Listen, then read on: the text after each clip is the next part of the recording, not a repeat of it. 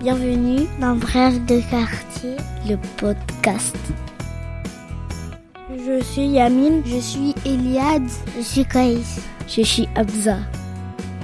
Aujourd'hui, nous sommes au centre social de Morpa.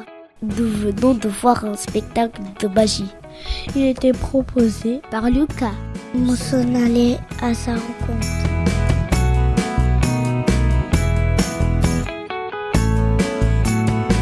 Peux-tu te présenter ?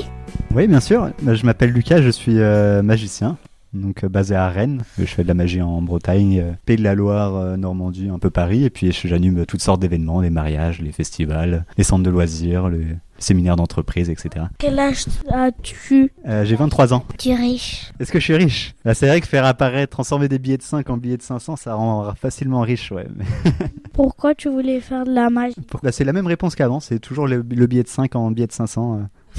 Non, je plaisante, c'est pour plein de choses, pour la créativité, pour le plaisir de partager un moment magique comme ça avec plein de gens. Il y a tellement d'aspects, je pourrais en parler pendant très très longtemps, mais il y a tellement d'aspects trop bien. Depuis combien de temps fais-tu de la magie ? De la magie depuis que j'ai à peu prprès 8 ans, et j'ai commencé le spectacle à 13 ans à peu près. Comment as-tu appris la magie ? J'ai appris avec des vieux grimoires, ce genre de choses.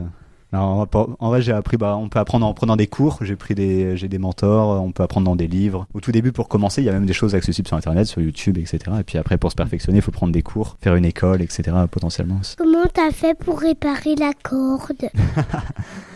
Comment j'ai fait ? Est-ce que dans le spectacle, je coupe une corde en deux et je la répare ? Alors ça, c'est de la magie, mais plus tard, tu deviens magicien, tu pourras savoir. Est-ce que tu peux nous apprendre à faire de la magie ? Ouais, bien sûr. Cet après-midi, c'est dédié à ça. Pendant 1 heure par groupe, donc pendant tout 2 heures, je vais vous apprendre plein de tours de magie, plein de secrets. Mais si nos parents viennent nous chercher ?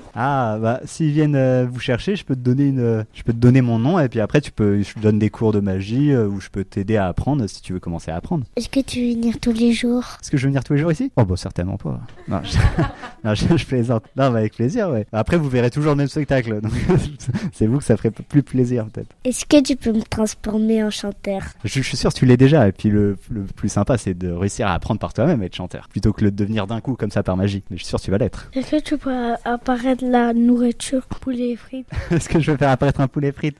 Ah là, si j'étais capable de ça, je peux te dire qu'il y en aurait déjà un juste à côté, là.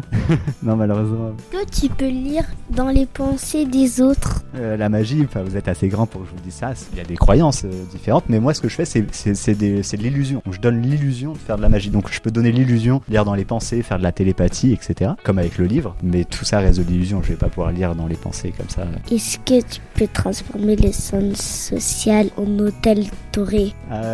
Non, malheureusement, je me limite au tour de cartes, pour l'instant. Merci. Merci à vous. Merci pour votre écoute. À bientôt pour un nouvel épisode des Brefs de quartier, le podcast.